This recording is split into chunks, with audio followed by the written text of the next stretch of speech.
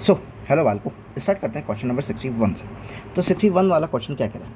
A cars moving with a velocity of 10 metre per second and stop by the applying of a constant force. ठीक है, किसी न किसी force लगाया और वो कार जो हो गई स्टॉप हो गई। मतलब पहले चल रही थी 10 मीटर पर सेकंड से, फोर्स लगाया उसको अपोजिट डायरेक्शन में ही लगाया होगा और चलती चलती 20 मीटर चली और जाके जाके उसकी वेलोसिटी जो है फाइनली क्या हो गई, जीरो हो गई। ठीक है, ये तो फोर्स की डायरेक्शन हो जाएगी। अब अगर बोलें कि if the velocity of the car is 40 metre per second. अच्छा, अब यहाँ पे 40 मीटर पर सेकंड है तो कितना चलेगी और वेलोसिटी क्या हो जाएगी, ज़ीरो। तो कांस्टेंट फोर्स लगा है इस पर भी, सेम फोर्स। तो फोर्स होता क्या है? फोर्स एक्चुअली होता है मास इनटू एक्सेलरेशन का प्रोडक्ट ना। मतलब वो होता है change in momentum per unit time. लेकिन मास तो चेंज होगा नहीं, तो उसको कांस्टेंट लेकर के जब चलेंगे और डिफरेंशिएशन करके चलेंगे वेलोसिटी का, तो तब अपने पास में F = ma आ जाएगा। तो एक्चुअली में फोर्स जो है वो डायरेक्टली प्रोपोर्शनल आ रहा है एक्सेलरेशन के। मतलब कि फोर्स किसको बता रहा है? एक्सेलरेशन को ही बता रहा है। अब ऐसा तो था नहीं कि भाई पहली वाले टाइम में तुम फॉक्सवैगन लेके गए, दूसरे वाले टाइम में ऑडी लेके गए, जो तुम्हारा ब्रेक लगाने पे एक्सेलरेशन कम ज़्यादा हो जाएगा। भाई कार तो सेम ही थी ना, उसने चेंज थोड़ी ना करी। अगर कार सेम ही थी तो मतलब एक्सेलरेशन सेम था, मतलब लगने वाला फोर्स जो होगा वो सेम होगा।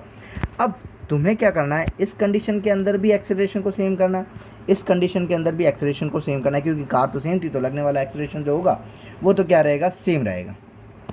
सो इसके लिए जहाँ पे मेरे पास वेलोसिटी आ जाए और डिस्प्लेसमेंट हो, तो ऐसी इक्वेशन मेरे पास है v² - u² = 2as।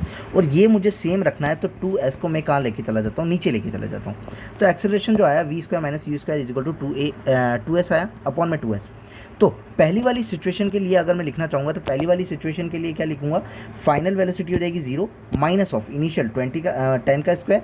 तो ये 0 को हटा देता हूँ, मैं एस्केप भी कर देता हूँ, और माइनस का बच जाएगा मेरे पास 10 इंटू में 10 अपॉन में 2 इंटू में 20, क्योंकि 20 मीटर जा करके रुका था। एक्सेलरेशन क्या होगा दोनों कंडीशन में, सेम।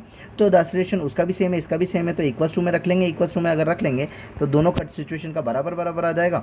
तो उन दोनों के रेस्पेक्ट में मैं आंसर लिखना चाहूँगा, तो वो फिर से फाइनल में क्या हो जाएगी, 0।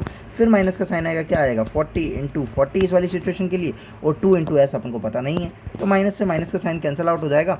अगर 2s, अगर मैं नॉर्मली s को फाइंड करना चाहता हूँ, तो मैं s कितने डिस्टेंस के बाद में रुका, तो उसके लिए आ जाएगा मेरे पास 40 इंटू 40 इंटू 2 इंटू 20 अपॉन में 10 इंटू 10 इंटू में 2। सो ऐसा आ जाएगा, 0 से 0 कैंसिल आउट, 0 से 0 कैंसिल आउट, 2 से 2 कैंसिल आउट, 4 4 ज़ा 16, 16 इंटू 20 इज़ वॉट, 320। तो कितने मीटर बाद रुक जाएगी, 320 मीटर के बाद। So option number second. If you like then subscribe. Thank you.